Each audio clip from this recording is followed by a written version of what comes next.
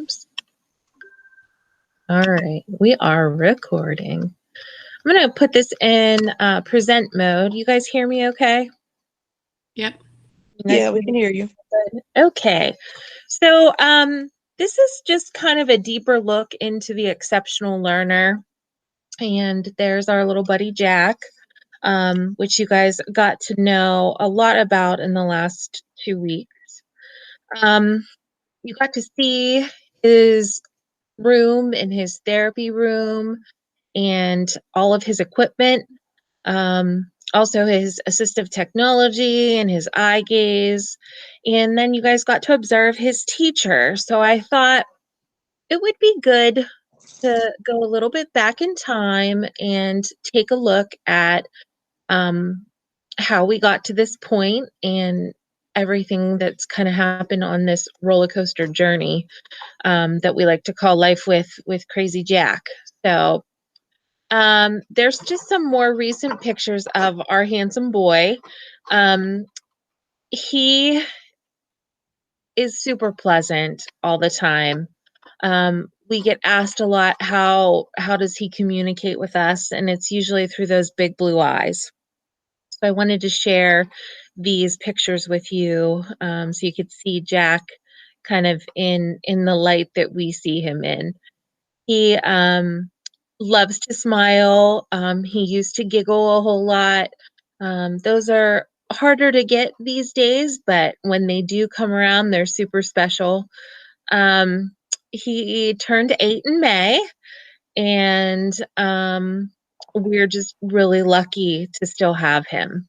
So I'm going to talk to you a little bit about diagnosis. I had a normal pregnancy, and when Jack was 4 months old, he started to present with seizures.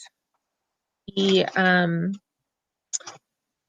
of started out, and we weren't really sure what they were. They kind of looked like hiccups. They kind of looked like grunting episodes, and they got worse. And they lasted longer, and then he started changing colors. So we knew we needed to take him to the emergency room.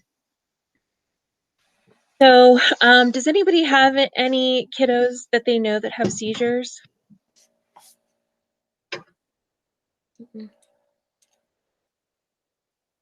Well, if none of you do, it's often sometimes something that kids can grow out of, but Jack's kind, unfortunately, are not kinds that he can grow out of. When we got to our local hospital, they had to transfer us to a children's hospital. I'm sorry, Mom, I'm trying to record here. Those are my dogs in the background.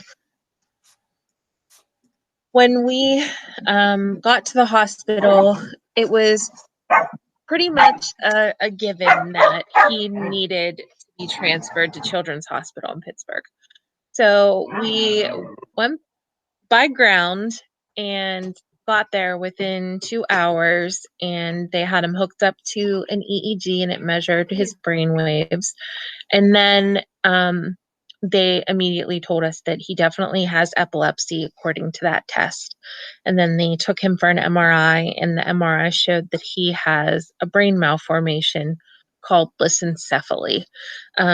So his brain is smooth in parts, where ours is nice and bumpy. And what happened was when in utero, he didn't have the cells migrate to the right part of the brain. So they kind of got stuck. And that's why it doesn't turn bumpy. It just kind of stays smooth. So I know it's kind of complicated and difficult to understand, but that's my easiest way of explaining it, is his brain is smooth and ours is bumpy. I've listed here on the picture that I love someone who's rare, all of his different diagnoses. Well, some of them. Lissencephaly is kind of the umbrella term, and then from there you can have different syndromes underneath that. So his Miller-Dieker syndrome falls underneath that, and so does subcortical band heterotopia, which means like a double band in your cortex. He also has cortical vision impairment, which we talked a little bit about during the first presentation with the tour and the eye gaze. So all of these things add up to a very developmentally delayed little boy. And when you have someone that's developmentally delayed, there's things that can help them along the way, and we'll get into that. So back to medical stuff. Jack really struggles a lot. He has what we know as these weird cysts in his brain, and they needed to be drained. When they were drained, it caused a problem that was masking a bigger problem with hydrocephalus, which is fluid on the brain. And he had one surgery that led to 10 surgeries on his brain in 5 months. So it was just unreal. And you can see the huge scar on his head in the upper picture. You can see we're at a local hospital trying to get transferred to Children's because we're 2 hours away from Children's Hospital Pittsburgh. So we've had lots of emergency room visits and lots of emergency transportation by ground and by air. So we've flown in a helicopter a couple of times too. With all of this struggle, our biggest thing is just finding the joy in that little boy. So there we are, him and I, after his last brain surgery. He looks awful in that picture, and he was getting some I'm sorry, I'm drawing a blank. Blow by air, oxygen. After surgery, we ended up in the PICU because he got really sick with pneumonia after that. So you can see these pictures of struggle, but then the pictures of joy. Like, take a look at him in the water. He loves being in the water, and the smile on his face. We look forward to these wonderful moments with him, along with all of the struggle, because honestly, they are really tough moments, but they make up who we are. So enough of the medical stuff. Let's take a look at education. So back to school, I want you guys to think about what school is like for Jack. And you really had an opportunity to see school in action for him. Does anyone want to say anything about what they saw and what you think school is like for Jack? Do you think he enjoys it? Do you think it could be more? Like, what are your thoughts on what you saw while observing Mr. Estrate?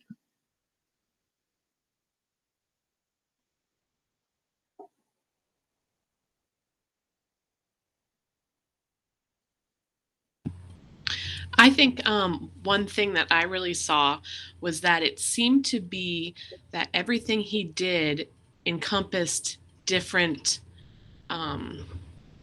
inputs, I guess. There was singing, there was lights, there was, his physical touch, there was coloring, there was helping, the hand over hand. There was just a lot that seemed to really be integrated so that it wasn't just one thing at a time he was doing. It really touched on lots of different, I guess, input for him. Yeah, that's perfect. You're absolutely right. Very good. Nice observation. Anybody else want to chime in?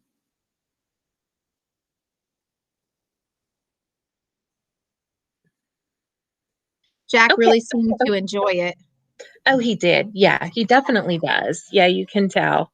I think he knew he was on camera too, because he hammed it up a little bit more than he normally would.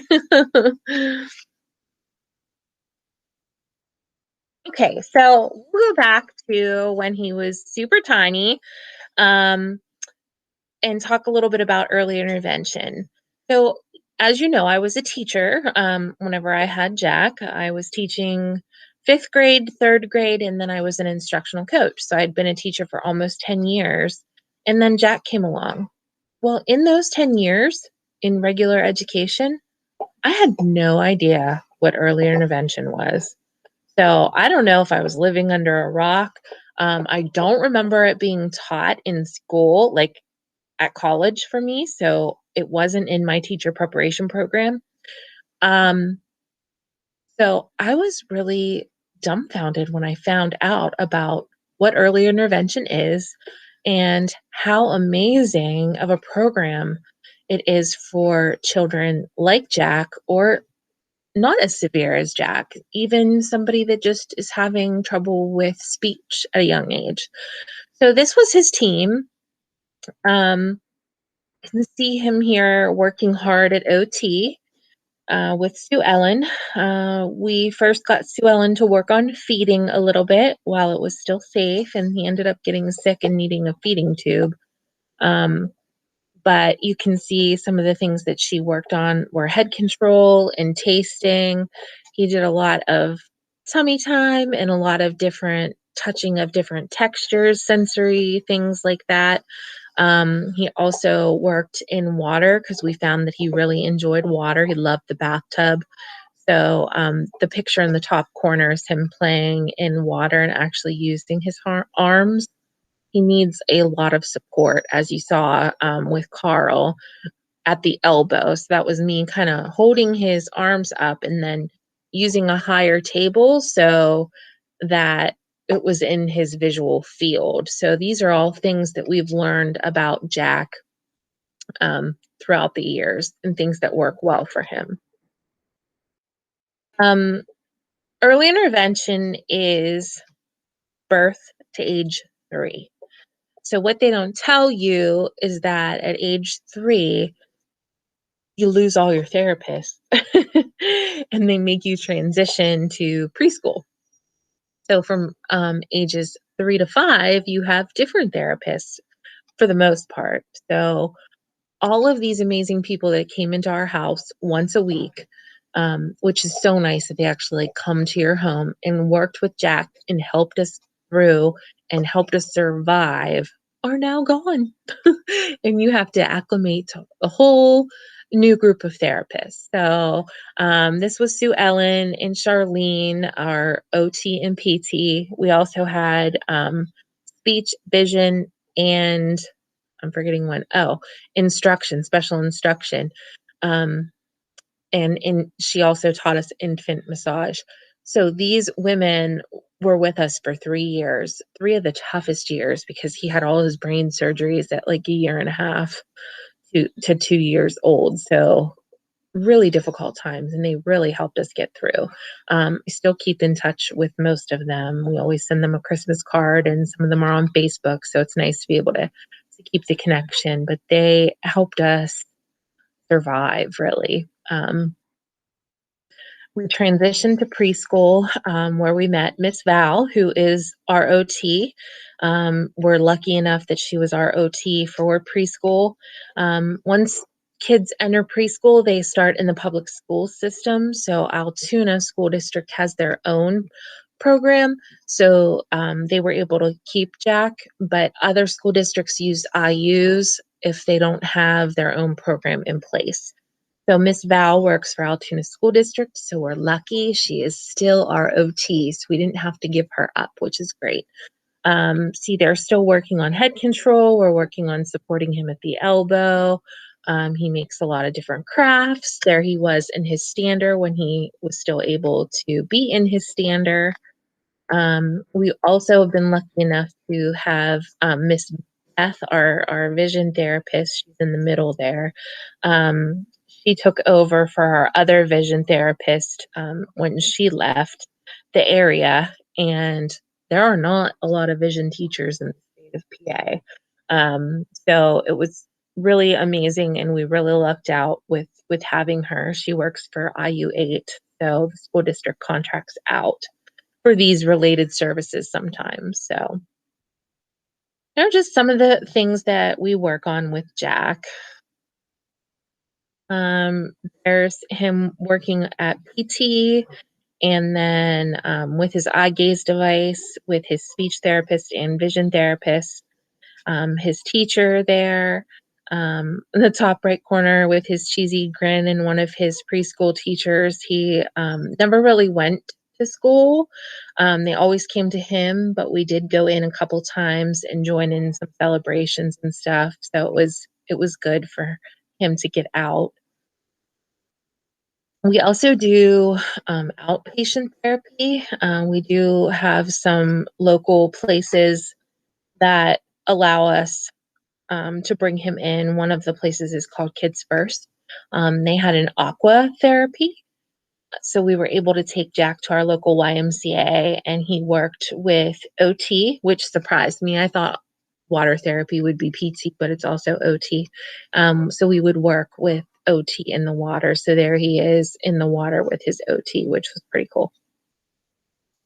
And we've talked a lot about his special equipment, but here are just some other pictures to kind of give you an idea. There he is, the bottom on his floor with his floor sitter and his eye gaze. There's Mark, the guy that brought the eye gaze. He works for Toby Dynavox. So they actually come out to your home and help you get situated. There's his special car seat. Now, he does have a car seat on top of that, but that's called a Bruno Valet. So it actually is motorized and the seat comes out of my van. So I'm not sure if you can see how that seat's just like I press the remote and it twists and turns and it makes it so much easier to load him. He also has a swing outside, and behind that swing is his outdoor bed that my husband built. It makes it easier for us to change him and gives him a place to stay if we don't have him in the water. And there are his AFOs with his shoes. So for him to bear weight, he's supposed to wear braces to strengthen his ankles. And then there's just another option. I just wanted you guys to see all the different options. The different floor sitter at the bottom there called a special tomato. It's also a mini IV pole, which is super helpful and comes in handy. And then the tray that is always very helpful for kiddos like Jack to have a tray in front of them. And this was just the tour. I'm not going to show you guys that because we already took the tour. So then what's to come and what we have been doing is home-based instruction. So teachers come into the home still, and you got to see Carl teaching Jack. And that's probably how it's going to stay. He's pretty fragile, and especially with COVID, I don't think that I will ever send him to a school. And then I want you to think about an IEP, and I'm not sure how much you've learned yet in 205 about IEP, but can you think of any goals that might be appropriate for Jack to work towards that you might see in an IEP and how you might address them if you got to be Jack's teacher? Can you guys think of anything?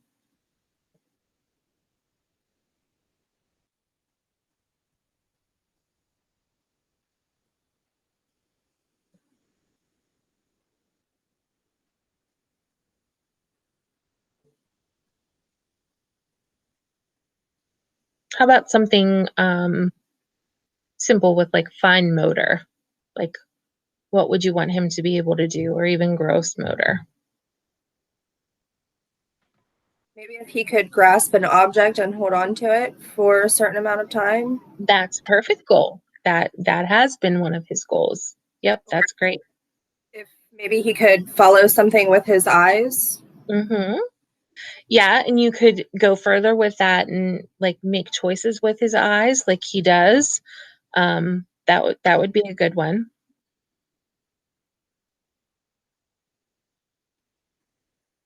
Any other ideas? We continue to work on head control. That's always kind of been a goal of ours. So we'll work on it. Do I foresee it getting much better? No, but it's still important for us to work on that with him.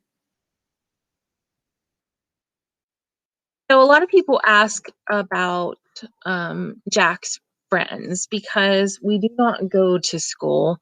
he might be missing out on some of those social experiences and social interactions. Did that cross anybody's mind? So we do try to get him involved with his peers as much as possible.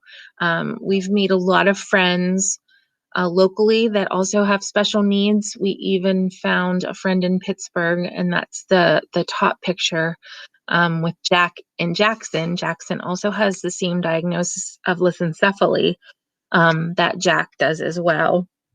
So that was us at his birthday party, and that was a few years ago. So that mother and I talk a lot through text messaging, and you know, it's helped me a lot to be friends with a mom going through something similar, and it also helps Jack have a buddy to socialize with and just to be around. Below that, there some of my friends' kids come over regularly. That's Leah and Landon. You know, they've been around Jack since their birth. So it's good for them to be around him and just kind of be normal. They like, that's Jack. They know that's Jack. They know Jack is different, and that's okay. In the middle is one of our instructors, Mrs. Papetti's boys. They came swimming, and they still do. So they're used to being around Jack too. And then that's my friend Tara's little girl, Ella. Tara's an art teacher. She'll bring over different projects for us to work on. So this is a really cool project if you're looking for something fun. Those are like really thin canvases. You can buy them in like a 5 or a 10 pack, I think, on Amazon. They're super cheap. And then we just dropped some paint on them and then stuck them in a Ziploc bag. And then they were able to smear all over them. And they actually hang in Jack's therapy room on the wall, and they turned out really cool. So it's just something fun to do that's not messy. So that's right up my alley, and gives them some sensory experiences as well. And then below is another little guy, Case. Case is also medically fragile, but you know, he walks and he talks, and his mom has been integral in helping me along the way. Case is older than Jack, and Jack had a normal feeding tube at first, and then he got a GJ, and I was pretty nervous about it. And then I called Case's mommy and I talked to her about it, and she asked Case to tell me like what I should know about having a GJ instead of just a J. And he goes, "Hold the slack, Jack." So we're supposed to not move it around as much as you would a regular G tube. So it's important to keep slack on all those tubes so you can see lots of slack. So he taught us to hold the slack, Jack. I just think that's a cute story. I always like to share. Then or normal. We have so much that's not normal in our life, but we try to remain somewhat normal. Jack has been to Disney twice. We just went for a day each time. We vacationed in Orlando, and my husband and I took him. The first time my stepdaughter, my oldest stepdaughter went with us, and then the second time it was just Jim, Jack, and I. And we experienced Disney like I never expected. I thought, oh my gosh, what are we going to do? It's going to be so hot. I mean, this was April, but still, it was like, what is Jack going to get out of this? Well, little did I know, all of the rides, a lot of them are handicap accessible. So in that last picture, we're on Aladdin's carpet ride. Jim and I are in the front, and Jack is strapped into his wheelchair in the back. So the one seat comes out, there's a ramp, and you just roll the wheelchair right up, and he gets strapped in. So he was able to ride the ride like anyone else could. And I just thought that was the coolest thing. So that's why we decided we went in 2017, and then we went again in 2018 just because it was so amazing. We thought we'll try some different rides and go on some of the ones that we know that he enjoys. So it was a great experience. So we have always tried to just do things with him. He loves to swim. He loves to watch TV. We've taken him to the movies. He goes out to dinner with us. We go on walks. We go to the beach. All of those things. We just try to, act as normal as we can with him. We're going to skip over that. I wanted to talk about the pros and cons of sending Jack to school, but I really wanted to end with what we as parents wish teachers would know and understand. So, first off, my husband came up with this one. It's a futile effort. It's an impossible task, but we still try. So I know I've said to you guys before that my expectations were low for school, but in reality, they should be high because he's exceeded all of our expectations. And he continues to do more the more we ask of him. So we just keep going and we keep trying. It's hard, but we keep doing it. What's important? Getting stimulation and interaction, most important things for Jack. You saw how Mr. Estright interacted with him, and we talked about all of the different ways he used light and sound and touch and all of those senses for that input, that sensory experience. So that's really important. If he just laid in bed all day, that wouldn't be helpful, and I don't know that he would want to be here and fight as hard as he's had to fight when he gets sick. Goals matter, but they need to be realistic for Jack. So he's not ever going to walk, and we know that. So we're not going to have a goal that says that Jack will walk in so many years or whatever, because it's realistically, it's not going to happen. And for Jack to be able to like put his own shirt on, that definitely wouldn't be realistic for Jack. So those are things that we have to think about. They do matter, but they really do need to be realistic. Another thing to think about is hope. Our expectations may be low, but our hope is always high. Jack's prognosis is not the best. Most children that have the diagnosis of lissencephaly, and in particular Miller-Dieker syndrome, have a shortened life expectancy. Typically, many don't make it past 2 years old. And then the next big number is age 10, and Jack is 8. So it makes us very nervous. So we just try to get as much out of every day as we can with him. We love sharing him with people, as you know, because I've shared him with you.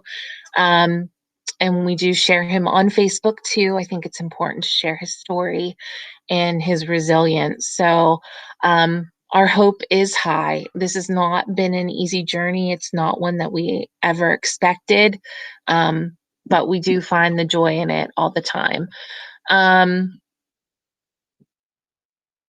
We'll go back to the question and answer, but this is my final quote. Being a parent of a child with special needs is quite like standing on the seashore. Waves crash and hit you constantly, and you've got to find a way to stand strong. So even if your eyes are filled with stinging salt, smile at your courage. Smile at your strength. Smile at what you have learned. Imagine how much wisdom you have gained. Your strength is remarkable. I don't remember where I found that, but I found it and I love it and I cling to it. And I always say that Jack's my greatest teacher, and I'm really excited for you all to meet your very own greatest teachers, your students, someday soon. So, questions and answers. Do you guys have any questions for me? I know that was a lot. It's our story. And again, I love to share it, but go ahead and just ask a question if you have one. Nothing's too personal.